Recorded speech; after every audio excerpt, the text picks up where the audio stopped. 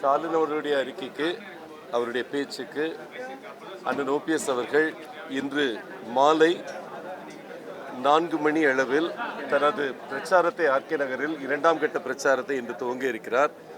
அப்போ முதல்ல 15 நிமிடங்கள் மீடியாவுக்கு தெளிவாக அவங்க பதில சொல்ல போகிறாங்க. ஆனால் ப்ராடாக நாங்கள் சொல்ல போனால் அம்மாவுடைய புகழுக்கு, அம்மாவோட லெகசிக்கு எந்தவித களங்கமும் இல்லாமல் கொண்டு செல்வது ஒன்றே அண்ணன் ஓபிஎஸ் அவர்களுடைய எண்ணம், அவர்களுடைய சித்தாந்தம்.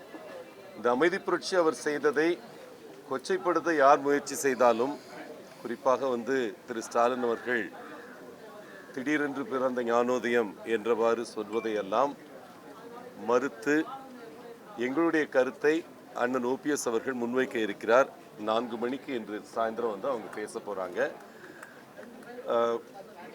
இன்னைக்கு நாங்கள் சொல்ல இருக்கிறது மெயினாக மற்ற கட்சிகளின் ஆதரவு, குறிப்பாக மூவேந்தர் முன்னேற்ற கழகம் அண்ணன் டாக்டர் சேதுராமன் அவர்கள் தன்னுடைய கட்சியின் முழு ஆதரவை அறிவித்திருக்கிறார். தமிழ் மாநில கட்சி திரு பால் கனகராஜ் அவர்கள் தங்களுடைய முழு ஆதரவை இன்று அளித்திருக்கிறார்கள். இன்னும் 2 முக்கிய கட்சிகள் இன்று மாலைக்குள் தங்களுடைய ஆதரவை நேரடியாக அறிவிக்க இருக்கிறார்கள். எங்களை பொறுத்த வரைக்கும் பிரச்சாரம் மிக வேகமாக இன்று முதல் நிலையில் நாங்கள் சென்று கொண்டிருக்கிறதுனால தான் இந்த மாதிரி அட்டாக் வருது. எங்களுக்கு இதுவரைக்கும் ஒரு வார்த்தை கூட அட்டாக் பண்ணாத திரு ஸ்டாலின் அவர்கள் திடீரென்று நாங்கள் களத்தில் முந்துகிறோம் என்று நினைத்து அந்த அட்டாக்கை தொடுத்திருக்காருன்னு நாங்கள் நினைக்கிறோம். ஏன்னா இதுவரைக்கும் ஒரு வார்த்தை கூட எடுத்து பேசலை. எங்களை பொறுத்த வரைக்கும் அந்த இடத்துல களத்தில் இன்று முதல் எதிரியாக நாங்கள் பார்க்குறது திராவிட முன்னேற்ற கழகம் தான். அந்த இடத்தை பொறுத்த வரைக்கும் எங்களுக்கு ரொம்ப தெளிவாக கிரவுண்ட் லெவலில் எந்த நிலையிலும் திமுகவை எதிர்ப்பதில் எந்த சமரசம் செய்து கொள்ளாதவர் அண்ணன் ஓபிஎஸ் அவர்கள். அங்கே வேலை செய்கிற ஒவ்வொருத்தரும் எல்லா விதத்திலையும் குறிப்பாக குடும்ப அரசியல் என்று அண்ணன் ஓபிஎஸ் அவர்கள் அட்டாக் பண்ணுறப்போ அது சசிகலா குடும்பம் மட்டுமல்ல, திமுகவில் நின்று நிலை பெற்று இருக்கும் பல குடும்பங்களையும் தான். குடும்ப அரசியல் இருக்கக்கூடாதுன்றதுக்காக தான் புரட்சி தலைவர் எம்ஜிஆர் அவர்கள் கட்சியை துவங்கியிருக்காங்க. அதனால அந்த குடும்ப அரசியலின் ஊற்றுக்கண்ணாக இருக்கும் திமுகவை நாங்கள் எப்போவுமே அப்போஸ் பண்ண தான் செய்கிறோம். அதே போல் ஊழல், இந்த 2 விஷயங்களுமே திமுக அதனுடைய மொத்த உருவமாக இருக்குன்னு நாங்கள் நம்புகிறோம். 2Gயை எதிர்த்து பேசுனதாலும் சரி, இல்லை மற்ற எண்ணற்ற ஊழல்களை பற்றி நாங்கள் எடுத்து பேசினதுனாலும் சரி, ஈவன் ஆர்கே நகரில் கூட எத்தனை ஊழல்கள் அவர்கள் பீரியடில் நடந்திருக்குன்றதை நாங்கள் எடுத்து வைத்திருக்கிறோம். குறிப்பாக அண்ணன் மதுசூதன் அவர்கள் சென்ற இடமெல்லாம் சொல்கிற விஷயம், அந்த மேம்பாலம் வராமல் தடுப்பதற்கு திமுக எவ்வளோ முயற்சி எடுத்திருக்கு. அம்மா அவர்கள் சிந்தனையில் உதித்த அந்த கொருக்குப்பேட்டை மேம்பாலத்தை எப்படியெல்லாம் திமுக காரங்க வரவிடாமல் பண்ணாங்கன்றதை எடுத்து வச்சிருக்கிறோம். எங்களை பொறுத்த வரைக்கும் அவர்களை விமர்சிப்பதிலையோ அவங்களை கிரிட்டிசைஸ் பண்ணுறதுல எந்த ஒரு மாற்று கருத்தும் எங்களுக்கு கிடையாது. எங்களை பொறுத்த வரைக்கும் பல குறிப்பான விஷயங்களை நாங்கள் எடுத்து இன்று அண்ணன் அவர்கள் ப்ரெஸ் மீட்டில் 4 மணிக்கு அவங்க அங்கே ஆர்கே நகரில் இன்னைக்கு ஹரிநாராயண பெருமாள் கோவில் அருகில் அந்த இடத்துல ஒரு ப்ரெஸ் மீட் வச்சுருக்கோம். அது முடிஞ்ச உடனே நாங்கள் இன்னைக்கு பிரச்சாரத்தை துவங்க இருக்கிறோம். குறிப்பாக ஹரிநாராயணபுரத்தில் துவங்கி காமராஜர் நகரில் முடிய இருக்குது இன்னைக்கு பிரச்சாரம். இடையில அம்பேத்கர் நகர் அந்த வழியாக போய் நாங்கள் முடிக்க இருக்கோம். தேர்தல் அறிக்கை நாளை காலை வெளியிடப்படும். உங்களுக்கு நாளை காலை பணிமனை துவங்க இருக்கிறோம். 10 மணிக்கு தேர்தல் பணிமனை அண்ணன் மதுசூதன் அவர்கள் வீட்டுக்கு அருகில் இருக்கிற பிளாட்டில் நாங்கள் பணிமனை உருவாக்கியிருக்கோம். அது நாளைக்கு காலையில் 10 மணிக்கு திறந்து வச்சுட்டு அதே நேரத்தில் தேர்தல் அறிக்கையும் அண்ணன் வெளியிடுவார்கள். மிக மிக வித்தியாசமான தேர்தல் அறிக்கையாக இது இருக்கும். 108 குறிப்பான வாக்குறுதிகளை, அதுவும் டைம் பவுண்ட் இம்ப்ளிமெண்டேஷன், எப்போ அந்த செயல்பாடுகளை வாக்குறுதிகளை கொண்டு நிறைவேற்ற போகிறோன்ற ஒரு டைம் பவுண்ட் வாக்குறுதி நாளைக்கு தரப்போகிறோம். அதோட நீங்கள் எதிர்பார்க்காத மிக புதுமையான ஒரு இந்தியாவிலேயே யாரும் அளித்திராத ஒரு வாக்குறுதியும் அளிக்க இருக்கிறோம். நாளை காலை 10 மணிக்கு நமது பணிமனையிலிருந்து அண்ணன் அவர்கள் வெளியிட போறாங்க. நீங்க எல்லாம் கேட்கணும் நம்பிக்கை வேண்டி கேட்கணும். ஆமா, எங்களை பொறுத்த வரைக்கும் நாங்கள் எலெக்ஷன் கமிஷனில் போய் சில கம்ப்ளைண்ட் கொடுத்துட்டு வந்திருக்கோம் நேற்று. அதை இங்கே அப்சர்வர்ஸ் பார்வைக்கு நாங்கள் வைக்க போகிறோம். குறிப்பாக பணம் டிஸ்ட்ரிபியூட் பண்ணுறதுக்கு, டோக்கன் தர்றது, இந்த மாதிரி ஸ்பெசிஃபிக்கான விஷயங்கள் நாங்கள் கொடுத்துருக்கோம். அவங்க கொடுத்துருக்கிற சில கோரிக்கைகளுக்கு நாங்கள் கவுண்டர் வச்சிருக்கோம். குறிப்பாக வந்து இரட்டை விளக்கு மின் கம்பம் என்று நாங்கள் அடையாளப்படுத்தப்பட்டிருக்கிற இந்த சிம்பலை பற்றி நாங்கள் வந்து அவங்களுக்கு கவுண்டர் கொடுத்துருக்கோம். அப்சர்வர்ஸை நேரில் பார்க்க முயற்சி எடுப்போம். எங்களை பொறுத்த வரைக்கும் நல்ல விஷயம் தான். நாங்கள் நன்றி.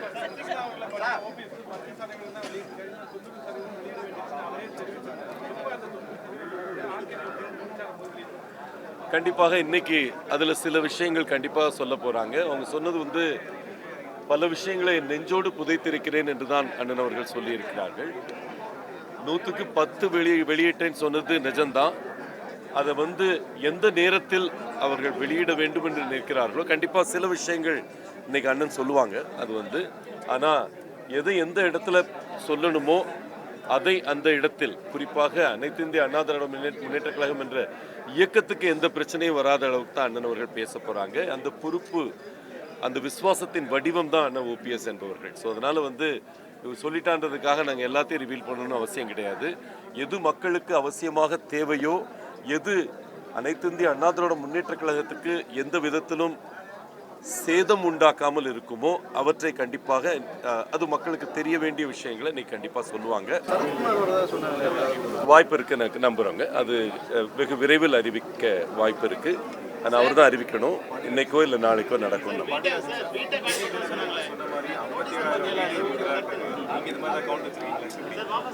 எங்களோட கவுண்ட் வந்து கொஞ்சம் ரியலிஸ்டிக் கவுண்ட்டுங்க.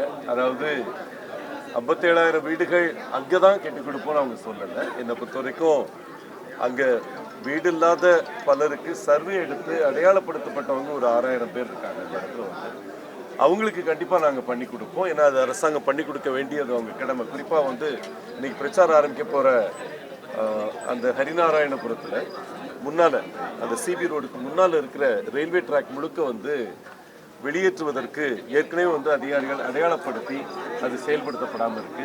அந்த 6,000 பேருக்கும் கண்டிப்பாக நாங்கள் கொடுக்க முயற்சி எடுப்போம். அண்ணன் மதுசூதன் அவர்கள் முயற்சி எடுப்பார். இவர் சொல்கிற 57,000ன்றது வந்து தொகுதியில் கேட்டவங்க எல்லாருக்கும் அப்படின்னு கணக்கு சொல்லியிருக்காங்க. அது ஏதோ ஒரு அறியாமையில் சொன்ன விஷயமா தெரியுது. ஏன்னா தொகுதியில் இருக்கிற குடும்பங்கள் மொத்தமே இன்னைக்கு வந்து 57,800 குடும்பங்கள் தான் அங்கே இருக்கு. மொத்தம் இருக்கிற குடும்பங்கள் வந்து அதில் சொந்த வீடு வச்சுக்கவங்க குறைஞ்சது ஒரு 10,000 பேர் இருப்பாங்க அந்த இடத்துல.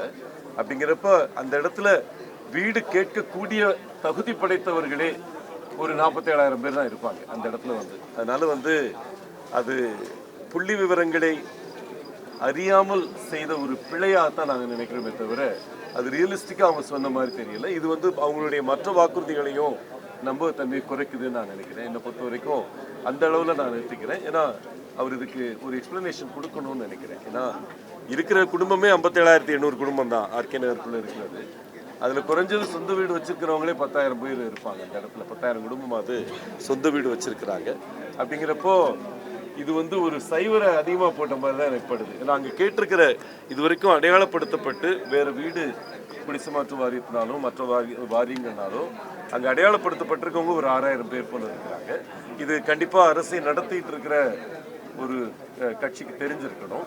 அது வேண்டுமென்றே ஒரு மிஸ்லீடிங்காக கொடுக்குற மாதிரி படுது. எங்களை பொறுத்த வரைக்கும் எதை செய்ய முடியுமோ அதை நீங்கள் தேர்தல் அறிக்கையில் எதிர்பார்க்கலாம். 108 வாக்குறுதிகள் ஒன்னொன்றும் எப்போ நிறைவேற்ற போகிறோம்னு சொல்லி நாங்கள் கொடுக்க போகிறோம். கொஞ்சம் டைம் எடுத்துருக்கிறோம். ஆனால் வந்து நாங்கள் கொடுக்குற வாக்குறுதிகள் ஒன்னொன்னையும் அண்ணன் மதுசூதன் அவர்கள் வெற்றி வேட்பாளராக அங்கிருந்து தேர்ந்தெடுக்கப்பட்ட உடனே கண்டிப்பாக செயல்படுத்துவார். இவர் வந்து ஓபிஎஸ் முதல்வராக பாரதிய ஜனதா வந்து முயற்சி பண்ணுது அப்படின்னு சுப்பிரமணிய சாமி தெரிவிச்சிருக்காரு. திருமாவளவனும் சொல்லியிருக்காரு. எங்க முதல்வராக்குறது மக்களோட முடிவு. எங்களை பொறுத்த வரைக்கும் மக்களோட ஆதரவு பெருவாரியாக இருக்குன்னு நாங்கள் நம்புகிறோம். கண்டிப்பாக அண்ணன் ஓபிஎஸ் அவர்கள் மீண்டும் தமிழகத்தின் முதல்வராக மலர்வார்.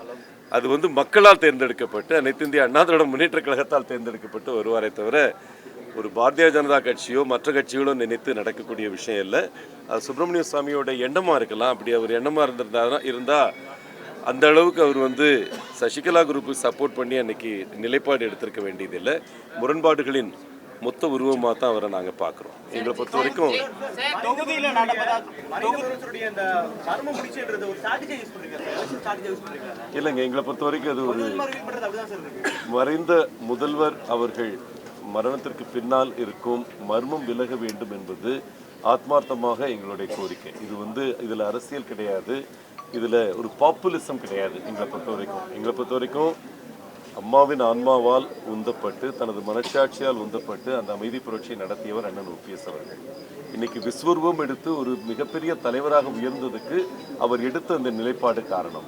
இதுல 2-3 முக்கிய அம்சங்கள் இருக்கு. முதல் முக்கிய அம்சம் அம்மாவின் மரணத்திற்கு பின்னால் இருக்கும் மர்மம் விலக வேண்டும், அதற்கு மத்திய அரசாங்கத்தால் ஒரு நீதி விசாரணை நடத்த வேண்டும் என்று 6 லட்சம் பேர் 36 இடங்கள்ல தெருவில் இருந்து உண்ணாவிரதம் இருந்து தங்கள் ஆதரவை காட்டியிருக்காங்க இந்த கோரிக்கைக்கு. இதை எந்த விதத்திலையும் கொச்சைப்படுத்தக்கூடாது. இரண்டாவது, குடும்ப அரசியல் மறைய வேண்டும், ஒரு குடும்பத்தின் பிடியில் கட்சியும் ஆட்சியும் செல்லக்கூடாது என்பது இரண்டாவது கோட்பாடு. மூணாவது அம்மா இருந்து மறைந்த அந்த வேதா நிலையம் ஒரு ஒரு ஒரு புனிதமான இடமாக, ஒரு நினைவு இல்லமாக மாற்றப்பட வேண்டும் என்பது இந்த கோரிக்கைகள். இது மூன்றும் அம்மா மரணம் சார்ந்த கோரிக்கைகள் தான். ஆனால் எங்களை பொறுத்த வரைக்கும் இதுல ஆழ்ந்த சித்தாந்தங்கள் இருக்கின்றன. குடும்ப அரசியல் இருக்கக்கூடாதுன்னு ஆரம்பிக்கப்பட்ட கட்சி அனைத்து இந்திய அண்ணா திராவிட முன்னேற்ற கழகம், புரட்சி தலைவர் காலத்தில் இருக்கு. அதை நாங்கள் இப்போ எதிர்க்கிறது ஆத்மார்த்தமான விஷயம், உண்மையான விஷயம். இதுல எந்த அரசியல் கலப்பும் கிடையாது. நன்றி. தொகுதியில் நடக்கக்கூடிய பணப்பட்டுவாடாவை தடுக்க என்ன மாதிரியான முன்னெச்சரிக்கை நடவடிக்கைகளை உங்க தேர்தல் பணிக்குழு எடுக்கும்? குறிப்பாக தேர்தல் கமிஷன் கம்ப்ளைண்ட் கொடுத்துருக்கோம். எங்களை பொறுத்த வரைக்கும் ரிட்டர்னிங் ஆஃபீஸர் கொஞ்சம் நல்ல மனிதராக, வல்லவராக தெரிகிறார். அவர் இளைஞர், வேகமாக செயல்படக்கூடியவர். ஃப்ளையிங் ஸ்குவாட்லாம் இன்னைக்கிலேருந்து போட போகிறோம்னு சொல்லியிருக்கிறாங்க. அதை நாங்கள் எதிர்நோக்கி இருக்கிறோம். இதுவரைக்கும் எங்கள் முக்கியமான பாதுகாப்பே எங்களுடைய தொண்டர்கள் தான். அந்த இடத்துல இருந்து ஒவ்வொரு பூத் கமிட்டியிலும் 20 பேர் இருந்து இன்னைக்கு ஒர்க் பண்ணிட்டு இருக்கிறாங்க. அவங்களுடைய பாதுகாப்பு தான் முக்கியமான பாதுகாப்பு நாங்கள் நம்புறோம்.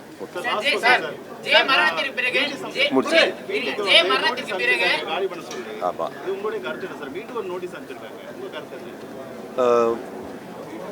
இந்த வீட சொல்றீங்களா?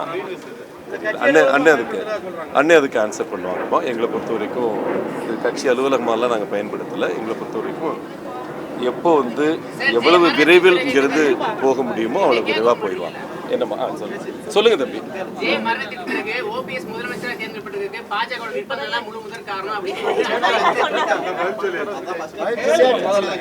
எந்த விதமான நிர்பந்தமும் எங்களுக்கு கிடையாது. அம்மாவின் ஆன்மாவால் உந்தப்பட்டு தனது மனச்சாட்சியால் உந்தப்பட்டு அண்ணன் அவர்கள் இந்த நிலைப்பாடை எடுத்திருக்கிறாங்க.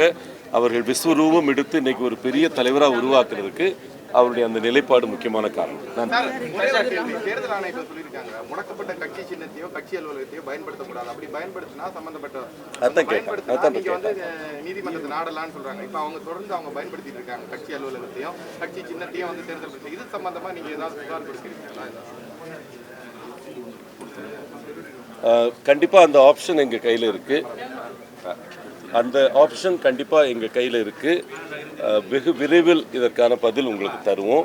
அந்த பதில் கழக தொண்டர்களின் மனநிலையை பிரதிபலிக்கக்கூடிய ஒரு பதிலாக இருக்கும். எங்களுக்கு அந்த உரிமை இருக்குன்றது எங்களுக்கு நல்லா தெரியும். எலெக்ஷன் கமிஷனில் என்ன உரிமைகளை நாங்கள் மீட்டெடுத்தோமோ அதே போல் அனைத்து உரிமைகளையும் மீட்டெடுக்கும் காலம் வரும். அதற்கு முதல் அஸ்திவாரமாக ஆட்சியாளர் வெற்றி இருக்கும் நாங்கள் நம்புகிறோம்.